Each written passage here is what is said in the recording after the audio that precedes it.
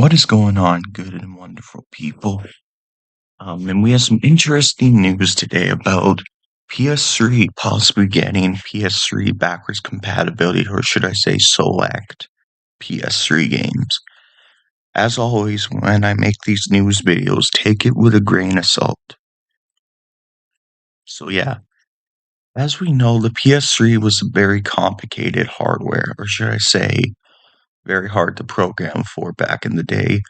And also, Sony said they couldn't do backwards compatibility due to the tech of the PS3.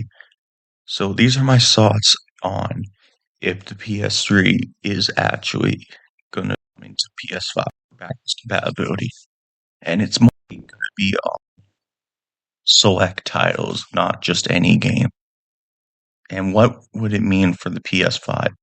Obviously, the PS5 can only do backwards compatibility with PS4 games. But if they bring PS5 games, I know a lot, or excuse me, PS3 games, and I'll always take this news with a grain of salt. But if they do bring PS3 games, I know a lot of people are going to be wanting Black Ops 2, Modern Warfare 2, 2009, Black Ops, World at War, and COD 4, the original on it. And I honestly could see that, like, with select titles. And I'm pretty sure with Microsoft now in charge, they would allow it.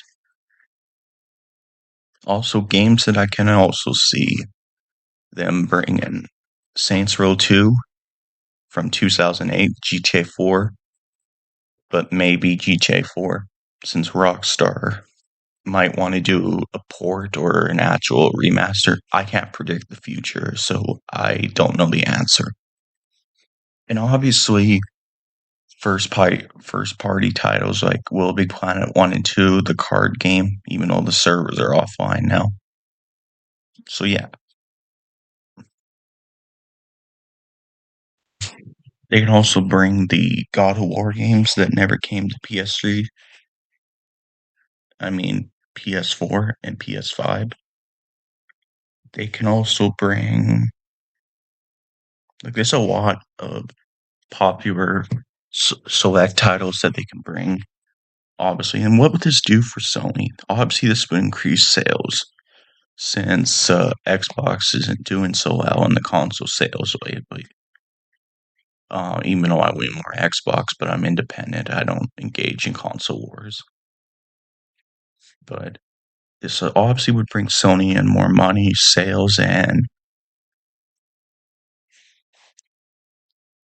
a lot of people would be really happy with this consumer friendly move if they do it.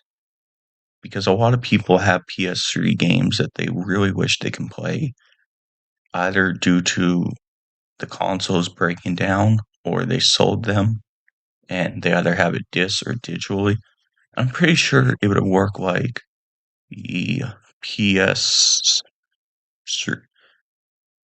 Oh, I messed up. Excuse me again. The Xbox games on Xbox One and Series X. You can either put the discs in, or if you have it digitally, you download it.